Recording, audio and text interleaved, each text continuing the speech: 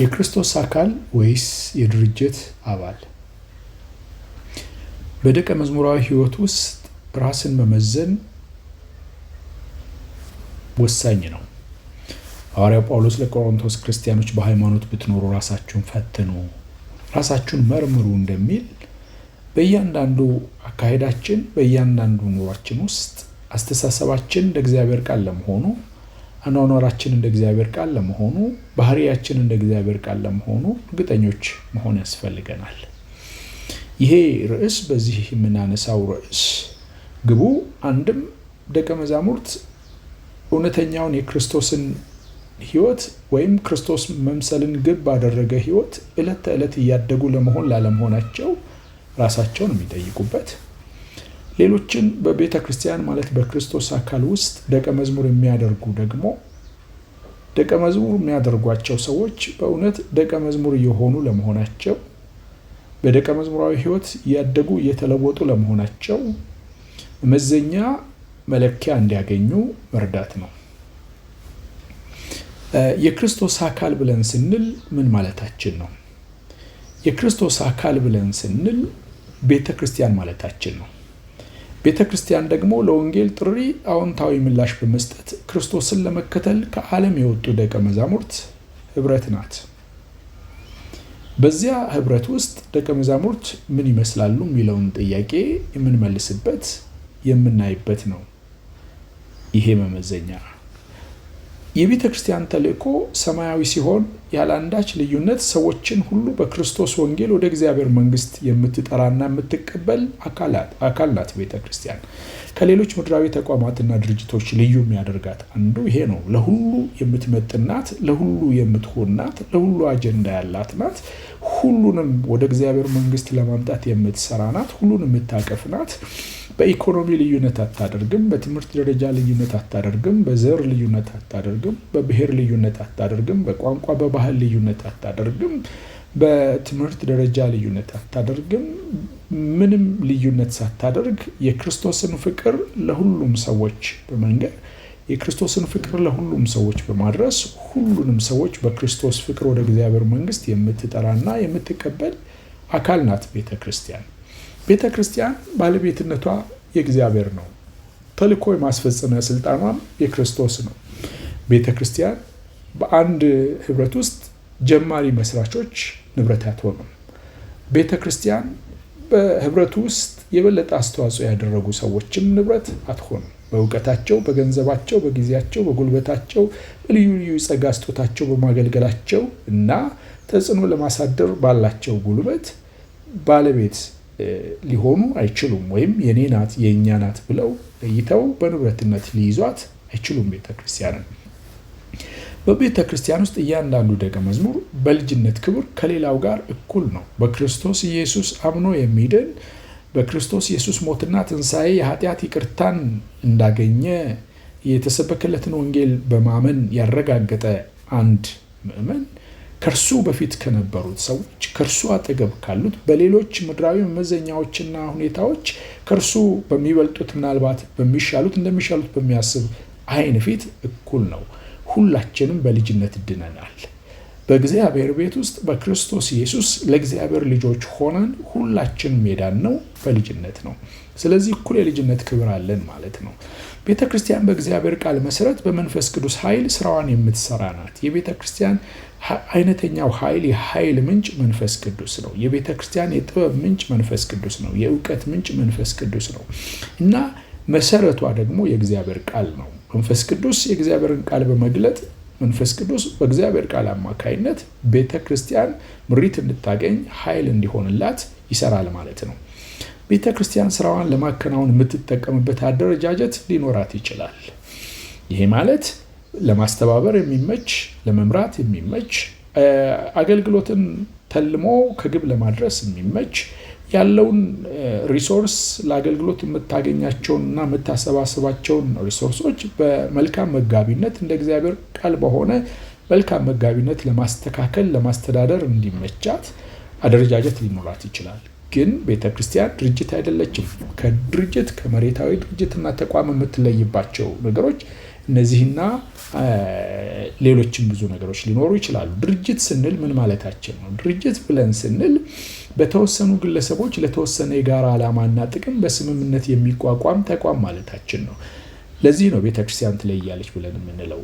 ቤተክርስቲያን በግለሰቦችና በተወሰኑ ሰዎች ፍላጎት የምትቋቋም አይደለችም።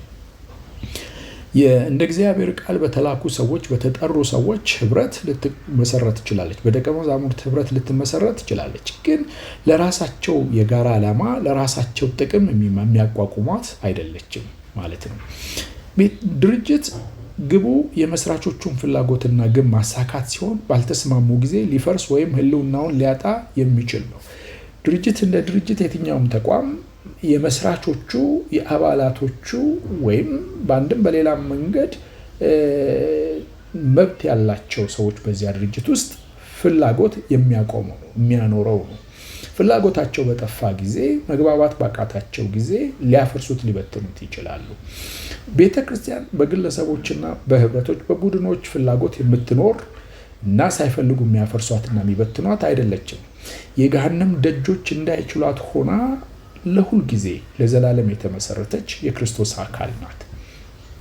በድርጅት ውስጥ ባለድርሻ አካላት ባዋጡት ሀብት መጠን የሚበልጥ ወይም የሚያንስ የባለቤትነት ድርሻ ሊኖራቸው ይችላል።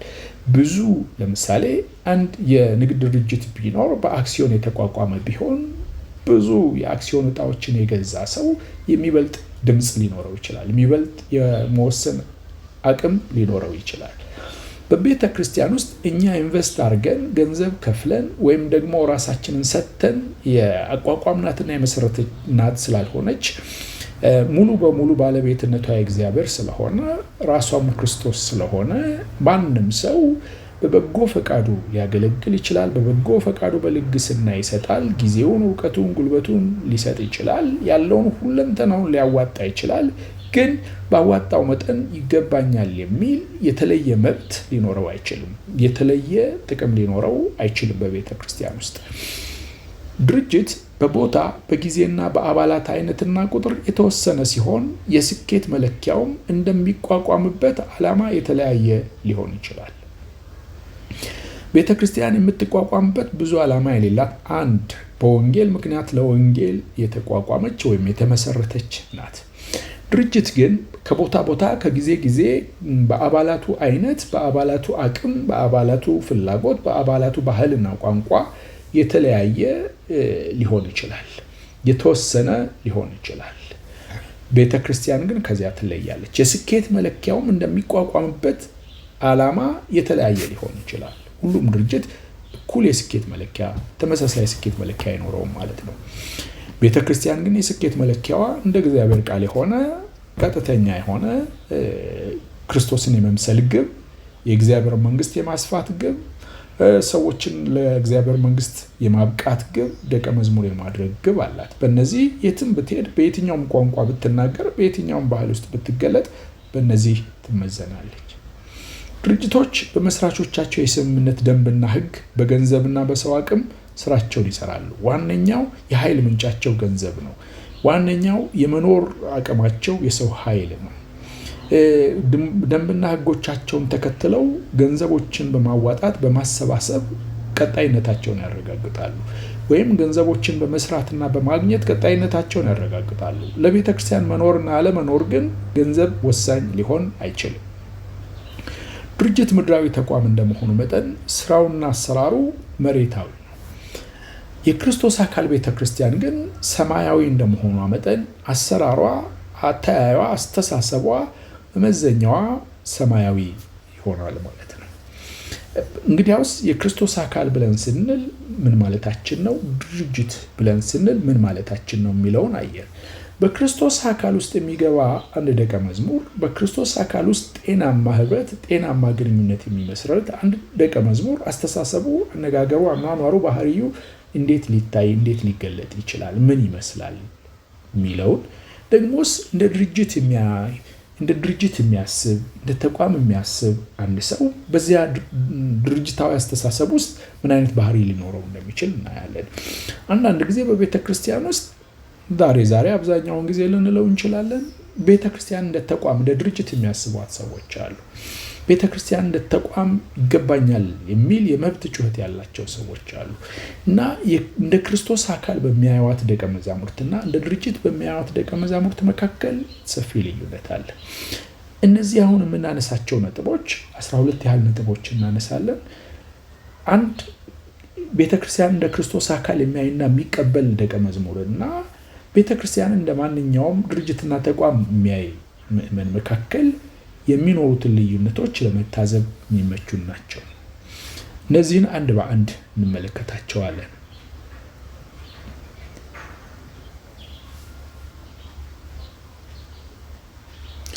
ደቀ መዝሙራዊ ሕይወትንና ድርጅታዊ አባልነትን ግብ ባደረጉ ምእመናን መካከል የሚኖሩ የአስተሳሰብና የባህሪ ንጽጽሮች ምን ይመስላሉ? እንዳልነው 12 ነጥቦች አሉ። እነዚህን 12 ነጥቦች አንድ በአንድ ለማየት እንሞክር። የመጀመሪያው ምዝገባ ነው። በአንድ ድርጅት ውስጥ ወይም በአንድ ህብረት ውስጥ በአንድ ስብስብ ውስጥ ሰዎች ለመካተት ሲፈልጉ ያመለክታሉ፣ የሚጠበቅባቸው መስፈርትና መመዘኛ ያሟላሉ፣ የዚያ ድርጅት ወይም የዚያ ህብረት አካል ይሆናሉ። ቤተክርስቲያን እንደ ክርስቶስ አካል የሚያዩት የሚቀበሏት፣ ቤተክርስቲያን እንደ ክርስቶስ አካል የተረዷት፣ ይሄንን ባህሪዋን፣ ይሄንን ማንነቷን፣ ይሄንን ህልውናዋን በደንብ የተገነዘቡ ሰዎች በቤተክርስቲያን ህብረት ውስጥ ለመሆናቸው እርግጠኝነት የሚሰማቸው ከሌሎች ጋር በሚኖራቸው ጤናማ ግንኙነትና ተሳትፎ ይሆናል ማለት ነው። ምዝገባ በጣም አስፈላጊ ነው፣ ግን ለነርሱ በጣም ትልቁ ቁም ነገር ከሌሎች ጋር ያላቸው ህብረት፣ ከሌሎች ጋር ያላቸው ግንኙነት ምን ያህል ትርጉም ያለው ነው፣ ምን ያህል ጤናማ ነው። ያንን ህብረት ለማነጽ የነርሱ ተሳትፎ ምንድን ነው? ተሳትፎ እያደረጉ ሲቀጥሉ፣ ተሳትፎ ለማድረግ ጊዜ ሲያገኙ፣ ተሳትፎ ለማድረግ ልባቸው ሲነሳሳ፣ ፈቃደኞች ሲሆኑ እና ከሌሎች ጋር ያላቸው ግንኙነት ጤናማና ስር ሰደድ የሆነ ሲመጣ በዚያ ህብረት ውስጥ ለመኖራቸው እርግጠኛ ይሆናሉ። ምክንያቱም ቤተክርስቲያንን እነዚህ ሰዎች እንደ አካል ስለሆነ የሚረዷት፣ እንደ ድርጅት ስላልሆነ በዚያ አካል ውስጥ መኖራቸውን የሚያውቁት የአካሉ ህያውነት ሲሰማቸው ነው። ከአካሉ ጋር በጅማት በመተሳሰር ከሌሎች ሰዎች መልካም ነገርን መቀበል፣ መልካም ነገርን መካፈል፣ በሌሎች መታነጽ፣ በሌሎች መኖር እየተጠቀሙ እንደሆነ፣ የእነርሱ መኖር ለሌሎች አስፈላጊ እንደሆነ እያዩ እየተረዱ እየገባቸው በዚያ እውነት እየተመላለሱ ሲመጡ እርግጠኛ ይሆናሉ። በተቃራኒው ቤተክርስቲያን እንደ ድርጅት እንደ ማንኛውም መሬታዊ ተቋም የሚያዩት ሰዎች በዚያ ህብረት ውስጥ፣ በዚያ ተቋም ውስጥ፣ በዚያ ድርጅት ውስጥ እንዳሉ መተማመኛና ማስረገጫ የሚሆናቸው ነገር መመዝገባቸው ነው፣ ወይም የአባልነት ማስረጃ ምስክር ወረቀት ማግኘታቸው። የአባልነት ማስረጃ ምስክር ወረቀቶቻቸው መታወቂያ ሊሆን ይችላል፣ የጥምቀት ካርድ ሊሆን ይችላል፣ የእምነት ማጽኛ ካርድ ሊሆን ይችላል፣ ሌላ የሚጠየቁት መስፈርት ካለ፣ ክፍያ ካለ ያንን ክፍል መክፈል ሊሆን ይችላል፣ መዋጮ ካለ ያን ማዋጣት ሊሆን ይችላል። እነዚህ ነገሮችን የአባልነት ማስረጃ፣ የአባልነት ማረጋገጫ አድርገው ይወስዷቸዋል እና በህብረት ውስጥ ከሌሎች ጋር ያላቸው ግንኙነት ብዙ አያሳስባቸውም። በህብረት ውስጥ ያላቸው ግንኙነት ምን ያህል ጠንካራ፣ ምን ያህል ውጤታማ እንደሆነ ብዙ አይጨነቁም። ዋናው ነገር መታወቂያ አለኝ፣ የአባልነት መታወቂያ አለኝ፣ ይሄን ያንን መስፈርት መመዘኛ አሟልቻለሁ፣ ለዚህ ደግሞ ማረጋገጫ ደብዳቤ ተሰጥቶኛል ብለው እንዲህ አይነት አስተሳሰብ ይኖራቸዋል። የመጀመሪያው ነገር ስለ ምዝገባ የሚኖራቸው አመለካከት የተለያየ ይሆናል ማለት ነው። ተመዝግቦ አባል ስለመሆን ያላቸው አመለካከት እንደ አካል ቤተክርስቲያንን በሚያዩ ደቀ መዛሙርትና እንደ ማንኛውም ተቋምና መሬታዊ ድርጅት በሚያስቡ ሰዎች መካከል ያለው ልዩነት ይሄ ነው። በጣም ብዙ ጊዜ ይገባኛል የሚል ትምክህት ያላቸው ሰዎች፣ ይገባኛል የሚል ጩኸት ያላቸው ሰዎች እንዲህ አይነት ነገር ላይ ትልቅ ቫልዩ፣ ትልቅ ዋጋ ይሰጡታል። እንዲህ አይነት ነገር ያለ እነርሱ በጣም ወሳኝ ነው። ስለዚህ እንደምንም ተጣጥረው 6 ወር ቢፈጅባቸው፣ 3 ወር ቢፈጅባቸው፣ ዓመት ቢፈጅባቸው እንደምንም ተጣጥረው ያንን ሰርቲፊኬት፣ ያንን የአባልነት ማስረጃ ካገኙ በኋላ ከዚህ ህብረት ጋር ያላቸው ግንኙነት የላላ ይሆናል። ከዚህ ህብረት ጋር ያላቸው ግንኙነት በጣም አንገብጋቢ ሆኖ አይታያቸውም። ስለዚህ መቼም ቢሆን አይረሱትም ማለት ነው። በተቃራኒው ቤተክርስቲያን እንደ ድርጅት የሚመለከቷት ሰዎች፣ እንደ ድርጅት የሚረዷት ሰዎች ይገባኛል የሚሉትንና የሚፈልጉትን ለማግኘትና ያሰቡበት ለመድረስ ህብረቱን ማንኛውንም ዋጋ ሊያስከፍሉት ይችላሉ። በሌሎች ምድራዊ ተቋሞች ውስጥ የሚያስጠብቁትን መብት ወይም የሚጠይቁትን መብት፣ የሚታገሉለትን መብት በክርስቶስ አካል ውስጥ ሊታገሉለት ይሞክራሉ። ወይም ደግሞ በሌሎች ተቋማት ውስጥ ምድራዊ ድርጅቶች ውስጥ በሚታገሉበት መንገድና አኳኋን አደራረግ በቤተ ክርስቲያን ውስጥ መብታቸውን ለማስጠበቅ መታገል እንዳለባቸው ያስባሉ። ይገባኛል የሚሉትን ነገር ለማግኘት ህብረቱ ቢፈርስ ጉዳያቸው አይደለም። ህብረቱ ቢበተን ጉዳያቸው አይደለም። ወንድሞች ቢያዝኑ፣ እህቶች ቢያዝኑ፣ በእነርሱ ጩኸት ሌላው ቢታወክ፣ በእነርሱ ሴራ ሌላው ግራ ቢጋባ ብዙ አያስጨንቃቸውም። እንደ ግብ አድርገው የሚያስቀምጡት መብት የሚሉትን ነገር ማግኘት ነው። መብት የሚሉትን ነገር ማስከበር ነው፣ ማስጠበቅ ነው። ይሄ ቤተክርስቲያን እንደ ክርስቶስ አካል ከማየት ተለይቶ እንደ ማንኛውም መሬታዊ ድርጅትና ተቋም ከመመልከት የሚመጣ ነው። ሶስተኛው ነገር ንዋየ ቅዱሳት ናቸው። ንዋየ ቅዱሳት ማለት በቤተ ክርስቲያን ውስጥ ለአገልግሎት የሚውሉ ቁሳቁሶችን በሙሉ ያጠቃልላል። ለምሳሌ የአምልኮ ቤት ሊሆን ይችላል፣ መቀመጫ ወንበሮቹ ሊሆኑ ይችላሉ፣ የሙዚቃ መሳሪያዎቹ ሊሆኑ ይችላሉ፣ መሰዊያው ሊሆን ይችላል። መሰዊያው ላይ የምናኖራቸው ነገሮች ሊኖሩ ሊሆኑ ይችላሉ። ቅዱስ ሥርዓት የምንካፈልባቸው እቃዎች ሊሆኑ ይችላሉ። ለጸሎት፣ ለትምህርት፣ ለስብከት የምንጠቀምባቸው የድምፅ መሳሪያዎች ሊሆኑ ይችላሉ። ግን በቤተ ክርስቲያን ውስጥ ለአገልግሎት፣ ለወንጌል አገልግሎት የምንለያቸው ነገሮች በሙሉ ንዋየ ቅዱሳት ልንላቸው እንችላለን። መጽሐፍቶች ሊሆኑ ይችላሉ፣ ልዩ ልዩ ቁሳቁሶች። ስለ እነዚህ ነገሮች ሲያስቡ ቤተ ክርስቲያን የክርስቶስ አካል እንደሆነች የተረዱ ሰዎች ቤተክርስቲያን በቅዱሳን ህብረት፣ በወንድሞችና በእህቶች ህብረት የታነጸች ሕያው አካል እንደሆነች የገባቸው ሰዎች ተቀዳሚው ግድ የመሰኘትና የመጋቢነት አስተሳሰባቸው ክርስቶስ ዋጋ ለከፈለለት ለሰው መሆኑ ላይ ሚዛን ይደፋል። በጣም የሚገርመው ነገር ከሙዚቃ መሳሪያው ይልቅ የሚማርካቸው አጠገባቸው ያለው ወንድማቸው ይሆናል ማለት ነው። ከቤት አምልኮ ቤቱ፣ ከህንፃው ውበት፣ ከህንፃው ግዝፈት፣ ከህንፃው ውስብስብነት፣ ከህንፃው ቀለም ይልቅ እዚያ ህንፃ ውስጥ ከነርሱ ጋር ጌታን የሚያመልኩ፣ ከነርሱ ጋር ጌታን የሚከተሉ፣ ከነርሱ ጋር ጌታን የሚፈልጉ ሰዎች ጉዳይ ቀልባቸውን፣ ሀሳባቸውን ይይዘዋል ማለት ነው። የነርሱ ግድ መሰኘት፣ የነርሱ ፍለጋ፣ የነርሱ የውስጥ ጥማት እርካታ ወይም ደግሞ የነርሱ የውስጥ ቁጭት የሚያርፈው እያንዳንዱ ሰው በእውነት ደቀ መዝሙር ሆኗል ወይ፣ እያንዳንዱ ሰው በክርስቶስ አካል ውስጥ ጤናማ ህብረት ላይ ደርሷል ወይ የሚለው ነገር ያሳስባቸዋል። ምን ያስፈልገዋል? ምን ላይ ነው ያለው? ደከመ፣ በረታ፣ ወደቀ፣ ተነሳ የሚለው ነገር ለእነርሱ በጣም ያሳስባቸዋል። አለ ወይስ ጠፍቷል? አለች ወይስ ጠፍታለች? ምን አይነት ጸሎት ነው የምትጸልየው? ምን አይነት ጥበቃ ነው ከጌታ የምትጠብቀው? ምን አይነት ጉብኝት ነው የምትጠብቀው? ምን አይነት ሰልፍ አለባት? ምን አይነት ትግል አለባት? ምን አይነት የህይወት ስኬት አለው? ምን አይነት የአገልግሎት ስኬት አለው? ስለሌላው ሰው ይህን ያህል አእምሯቸው፣ ልባቸው የነቃ ነው እና ተቀዳሚው ግድ የመሰኘት እና የመጋቢነት አስተሳሰባቸው ክርስቶስ ዋጋ ለከፈለለት ለሰው መሆኑ ላይ ሚዛን ይደፋል። በተቃራኒው ቤተክርስቲያን እንደ ማንኛውም ተቋም መሬታዊ ድርጅት የሚያስቧት ሰዎች ግን በግራና በቀኝ አጠገባቸው ከሚቀመጡት ሰዎች ይልቅ በቤተ ክርስቲያን ስለሚያዩዋቸው ቁሳቁሶች አእምሯቸው በጣም የነቃ ነው።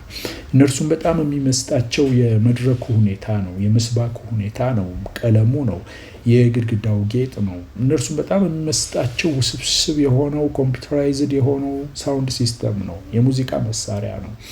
እነርሱም በጣም የሚመስጣቸው ምናልባት የአምልኮ ግቢው ነው። እነርሱም በጣም የሚመስጣቸው ያሏቸው ቁሳቁሶች ናቸው እና በእነዚያ ቁሳቁሶች ይመካሉ። በእነዚያ ቁሳቁሶች ለመርካት ይሞክራሉ።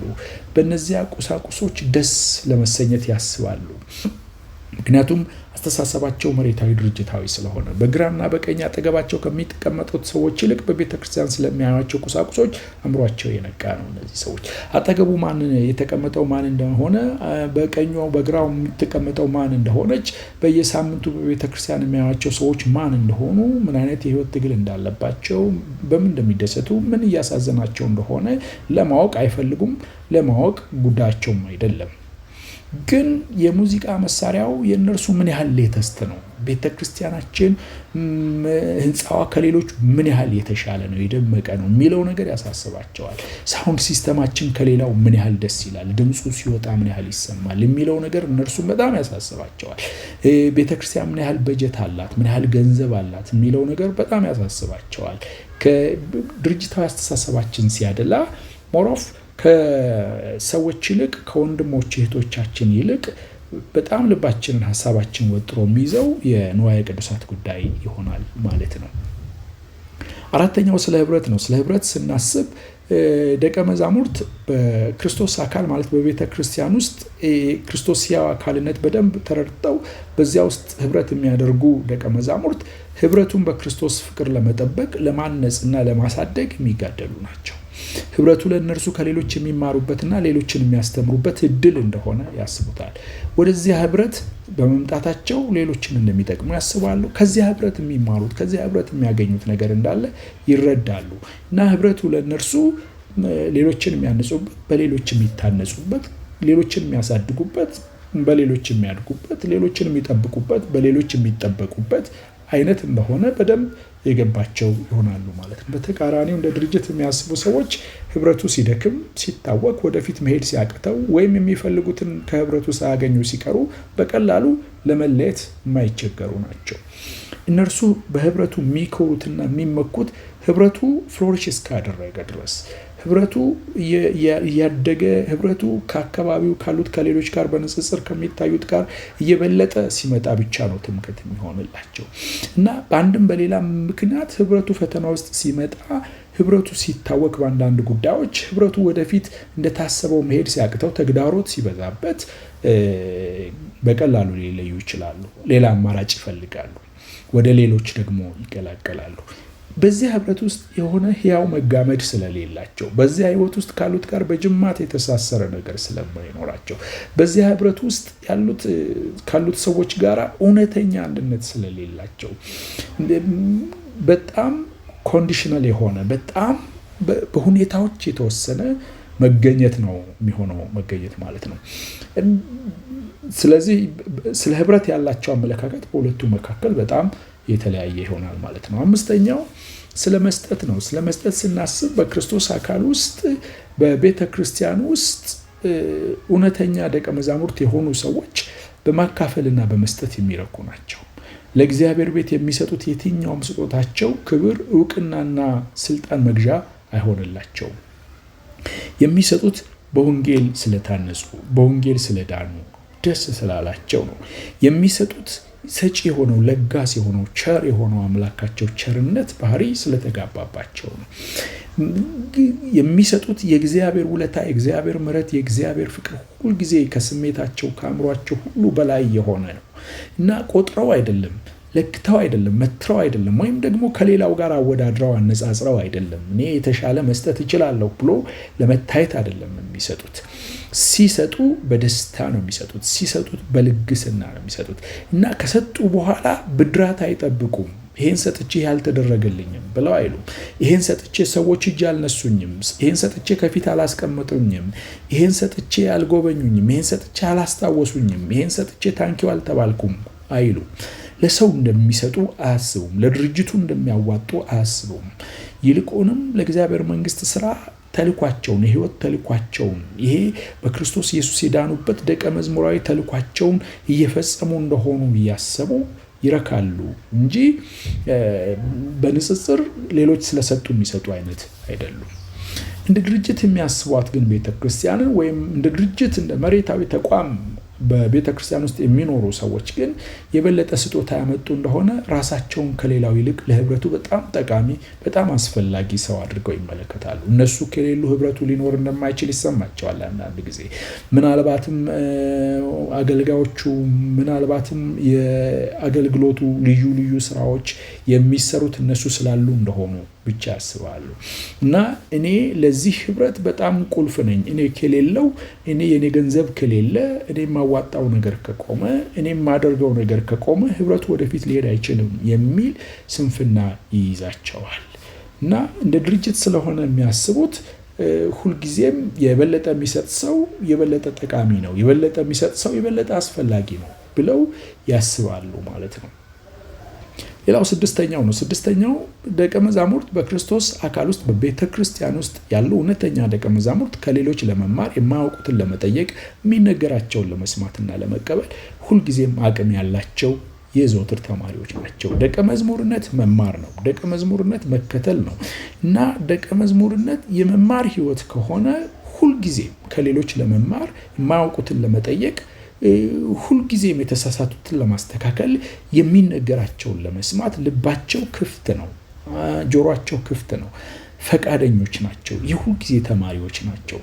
በተቃራኒ እንደ ድርጅት የሚያስቡ ሰዎች በአባልነት በቆዩባቸው ዓመታት ቁጥር ልክ አዋቂ እንደሆኑ የሚሰማቸው ናቸው። እኔ አም ሲኒየር የሚል ሀሳብ አላቸው። እኔ ተቀዳሚ ነኝ እና ሁሉን ታሪክ አውቃለሁ፣ እንዴት እንደተጀመረ እንዴት እንዳለቀ አውቃለሁ፣ ስለዚህ ሁሉም ሰው ከኔ መማር አለበት ብለው ያስባሉ። ቀድመው ስለተገኙና ስለነበሩ ብቻ ለማስተማርና ለመናገር የሚፈጥኑ ናቸው።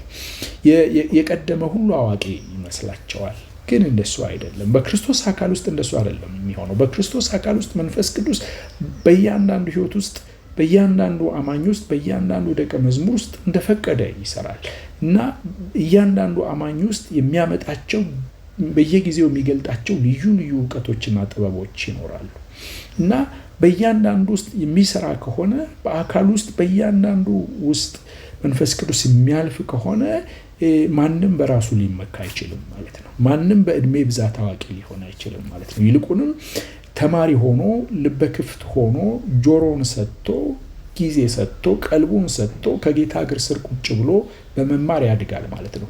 በሌሎች በኩል የእግዚአብሔር መንፈስ የሚያመጣውን፣ በሌሎች በኩል የእግዚአብሔር መንፈስ የሚገልጠውን እውነት ለመስማት ፈቃደኛ በመሆንና በመማር ያድጋል ማለት ነው። ሰባተኛው አዘውትሮት ነው። አዘውትሮትን በተመለከተ በክርስቶስ አካል ውስጥ እውነተኛ ደቀ መዛሙርት በእያንዳንዱ ቀንና ፕሮግራም ውስጥ መንፈስ ቅዱስ ይናገራል ደግሞም ይመራል የሚል ጽኑ እምነትና መጠበቅ አላቸው። ሰውነታቸው ስለለመደ አይደለም ወደ ስብሰባዎች የሚመጡት፣ ወደ አምልኮ ጊዜዎች የሚመጡት፣ ወደ ፕሮግራሞች የሚመጡት እና ካልመጣው ሰንበት ቤቴ ከተቀመጡ ቅርቅር ይለኛል ብለው አይደለም፣ ወይም ደግሞ በፕሮግራም ሰዓት ካልመጣው ይቀፈኛል ብለው አይደለም። ሰውነታቸው ስለለመደ የሚያደርጉት ነገር አይደለም። ይልቁንም በእያንዳንዱ መገኘታቸው ውስጥ በዚያ ህብረት እንደ ቃል ኪዳኑ የሚገኝ መንፈስ ቅዱስ ይናገረኛል ብለው ነው የሚያስቡት። እሰማዋለሁ ብለው ነው የሚመጡት። ያስተምረኛል፣ ይመራኛል እና ትላንት ከነበርኩበት ነገ ልደርስ ወደሚገባበት ቦታ መሄድበትን መስመር ያሳየኛል ብለው በእምነት ነው የሚመጡት። ጌታ በዚህ ህብረት መካከል አለ ብለው ነው የሚመጡት እና ሰዎችን ለማየት፣ ሰዎችን ለመታዘብ፣ ሰዎችን ለማድነቅ አይደለም የሚመጡት። ሰዎችን ለመለካት አይደለም የሚመጡት።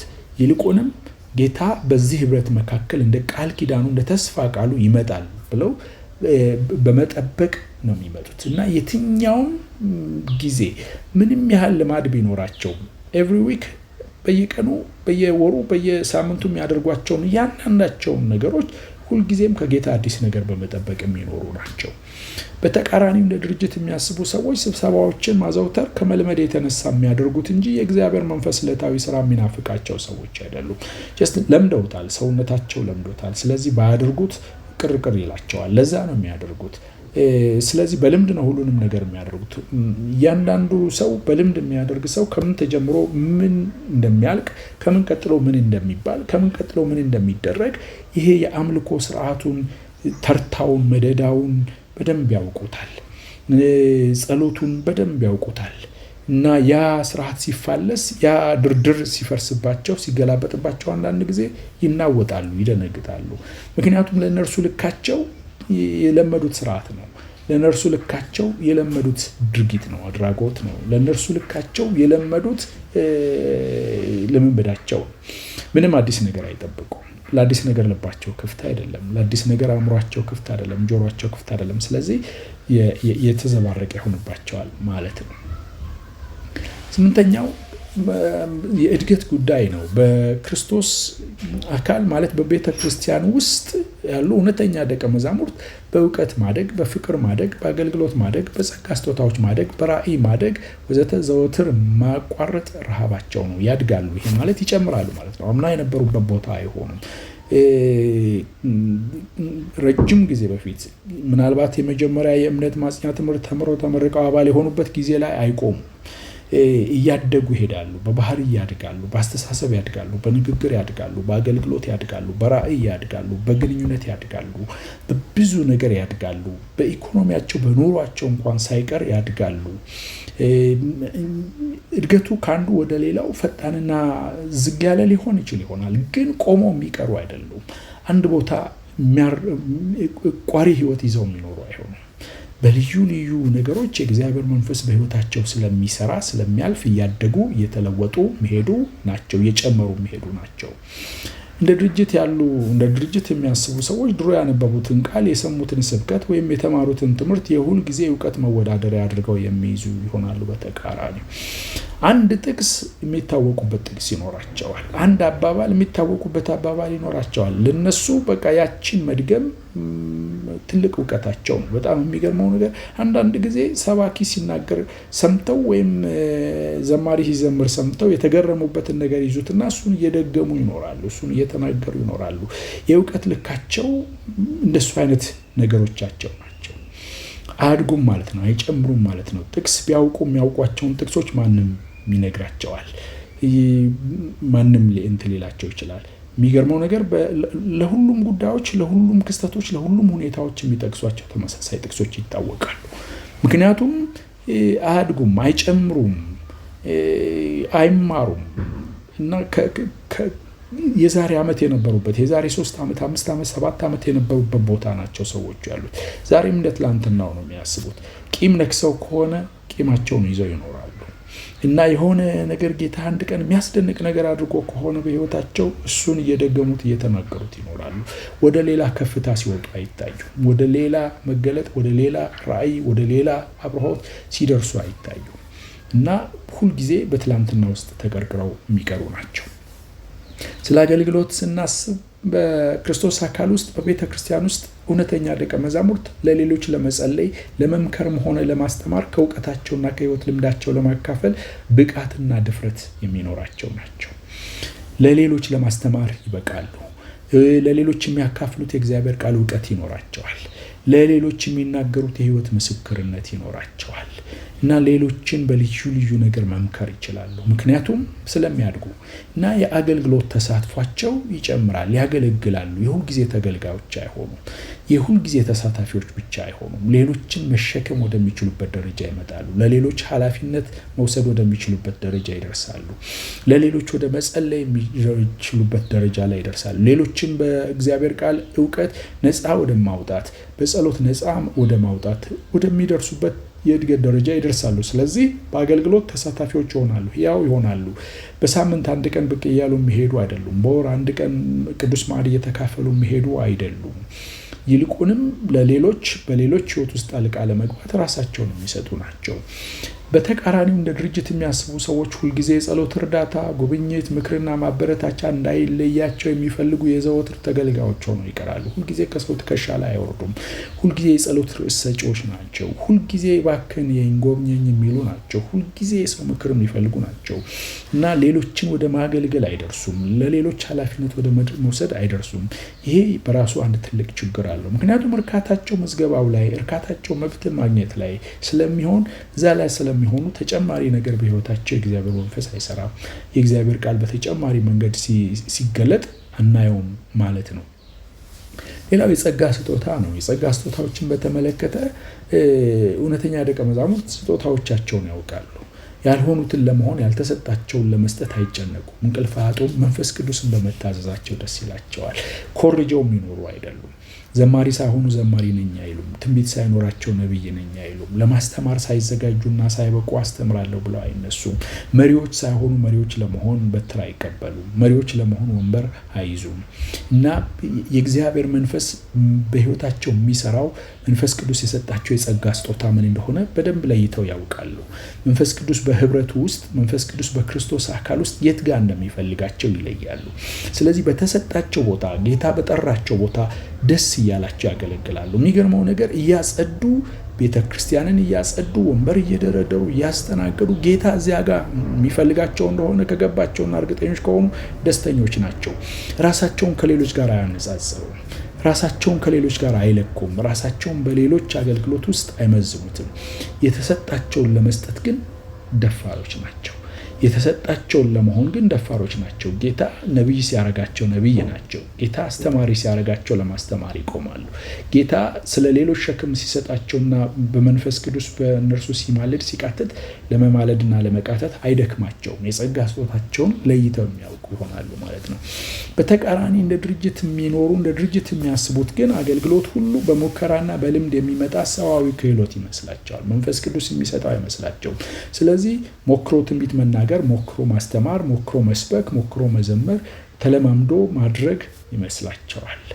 የእግዚአብሔር መንፈስ በአካል ውስጥ የሚገልጣቸው ስጦታዎች እንደሆኑ አይረዱም እና ሌሎችን ቁጭ ብለው ይታዘቡና ሌሎችን ስብከት ይታዘቡና እኔ ብሆን እንደዚህ ሰብከው ነበር ብለው ሊሉ ይችላሉ።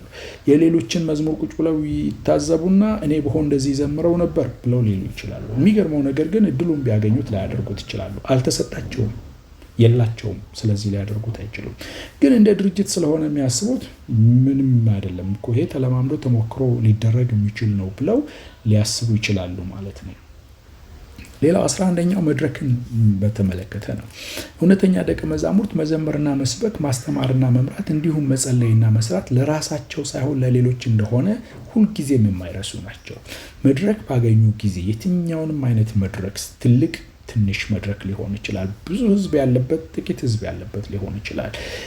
ምናልባት ሳምንታዊ አምልኮ ፕሮግራም ሊሆን ይችላል። ዓመታዊ ኮንፈረንስ ሊሆን ይችላል። ምናልባት በሳምንቱ ቀኖች ውስጥ የሚደረግ አጫጭር ፕሮግራም ሊሆን ይችላል። በየትኛውም ቦታ ግን 2 እና 3 ሆነው በሚሰበሰቡበት ቦታ መድረክ ሲሰጣቸው ያ መድረክ ለራሳቸው መታያና መታወቂያ ሳይሆን በዚያ ላሉት ሰዎች መታነጫ፣ የእግዚአብሔርን ቃል ለመስማት ለቀረቡት ሰዎች፣ ለጸሎት ለተዘጋጁት ሰዎች፣ በዚያ ህብረት ለሚያደርጉ ሰዎች መሰሪያ እንደሆነ ይገባቸዋል እና ለራሳቸው ከዚያ መድረክ ዝናና ክብር ለማትረፍ የሚሰሩ አይሆኑም ማለት ነው።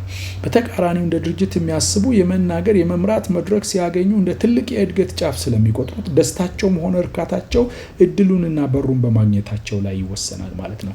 ለነሱ በጣም ትልቁ ነገር እድሉን ማግኘታቸው ነው። ዋው ቆምኩ እኮ፣ እድል አገኘው፣ ሰበኩ፣ ተናገርኩ፣ እኔም ሰው ሆኜ ብለው ይላሉ። እኔም እንትን ሆኜ ተራ ደረሰኝ እኮ ብለው ይላሉ። የተራ ጉዳይ ሆንባቸው ነው። ተራ አይደለም ይሄ እግዚአብሔር እድሉን ሲሰጠን፣ እግዚአብሔር መድረክ ሲከፍትልን፣ እግዚአብሔር ወደፊት ሲያመጣን በእኛ ሌሎችን ማቆም፣ በእኛ ሌሎችን መስራት፣ በእኛ ሌሎችን ማነጽ፣ በእኛ ሌሎችን መፈወስ፣ በእኛ ሌሎችን መመለስ ስለፈለገ እንደሆነ ለሌሎች ሲል የሚያደርገው እንደሆነ ማሰብ ይኖርብናል ማለት ነው።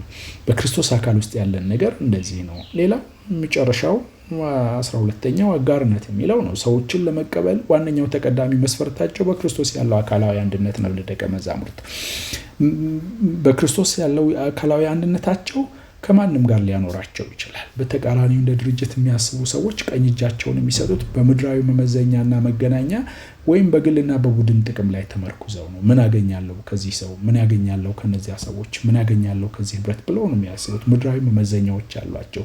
ይመጥነኛል ወይ፣ የኔ ልክ ነው ወይ፣ እኔ የምነዳውን መኪና ይነዳል ወይ፣ እኔ ያለኝ ቤት አለው ወይ፣ እኔ ያለኝን ስልጣን አለው ወይ፣ የኔን ሰውነት ይመጥናል ወይ፣ ተክለ ሰውነቱ ምን ይመስላል፣ ብሔሩ ምንድነው፣ ቋንቋው ምንድነው፣ ምን ይችላል፣ ውጭ ሀገር ሄዷል ወይ፣ ብዙ የሚሏቸው ነገሮች አሉ እና ከእንደዛ አይነት ሰዎች ጋር ብቻ ነው ለመወዳጀት ልባቸው የሚፈቅደው እና አጋርነት ለመፍጠር የሚፈቅደው ከእንደዚህ አይነት ሰዎች ጋር ብቻ ነው። ግን በተቃራኒ እውነተኛ ደቀ መዛሙርት ሰዎችን የሚቀበሉት ሰዎችን የኔ ወዳጄ፣ ወንድሜ፣ የአካሌ ክፋይ ብለው የሚያስቡት በክርስቶስ ሲኖር፣ በክርስቶስ እንዳለ ሲታወቃቸው፣ ብሔር መርጠው፣ ዘር መርጠው፣ ጎሳ መርጠው፣ ቋንቋ መርጠው፣ ሰፈር መርጠው አይደለም ማለት ነው። የትኛውንም ባሪየር፣ የትኛውንም ገደብ፣ የትኛውንም የልዩነት መስመር አልፈው በክርስቶስ ያለው አንድነት ይገዛቸዋል። ልባቸውን፣ ሀሳባቸውን፣ ቀልባቸውን ይገዛል ማለት ነው።